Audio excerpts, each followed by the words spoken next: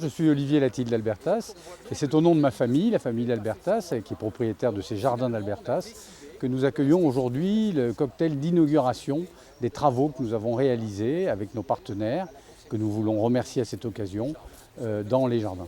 Quels sont les travaux que vous avez engagés et que vous allez nous présenter aujourd'hui? Donc nous avons complètement restructuré le bassin en forme de lyre, qui est le bassin d'entrée du jardin, avec tout son environnement, les rampes d'accès autour, les bosquets autour.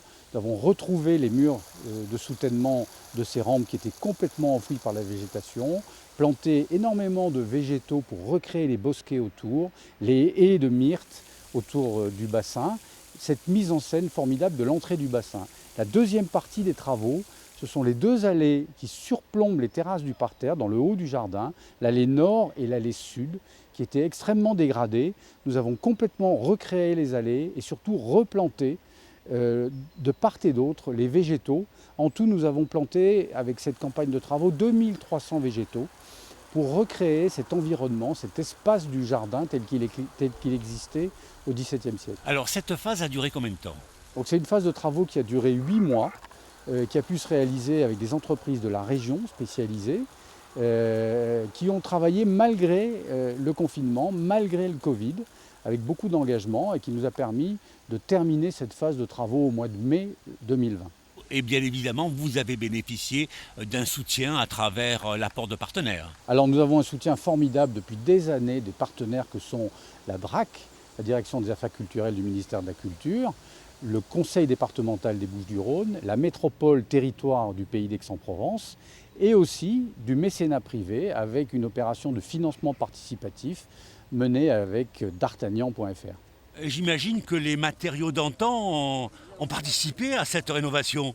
Alors concrètement non, là nous n'avons pas fourni ni d'œuvres ni de matériel, mais par contre bien évidemment c'est l'expertise et le plaisir de participer. Là c'est un don personnel de mon épouse et de moi qui fait partie en fait de notre ADN d'entretien, de respect et de développement du patrimoine français.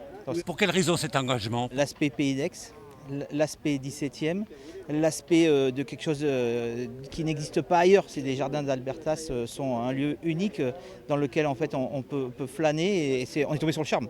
Voilà. Et quand on est tombé sur le charme et qu'à un moment on savait qu'il y avait une campagne de financement pour la rénovation, pas de tout bien évidemment parce qu'il y a beaucoup de choses à faire, mais sur une partie, sur le bassin des Lyres, c'est tombé sous le sens et nous on a entre guillemets le sens et l'envie de pouvoir participer à ce genre de rénovation avec notre petite contribution, mais ça fait plaisir tout simplement.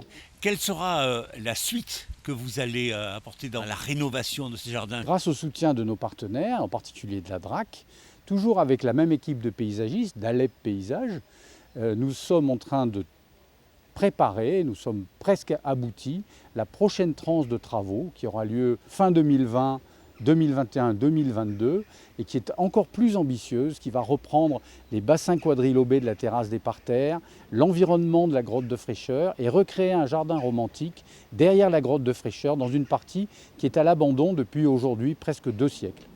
Durant toute l'année, comment vit ce lieu? Alors, il y a 2 choses, il y a les visites entre le 1er mai et le 30 septembre et puis les organisations d'événements avec au mois de mai chaque année les journées des plantes d'Albertas où plus de 20 000 personnes viennent, des journées dédiées aux voitures anciennes au mois de juin, des concerts organisés par la mairie de Bouc-Bel-Air ou par une association spécialisée dans les concerts de jazz, ça s'appelle Jazz sous les étoiles, et puis de temps en temps des réceptions ou des événements privés.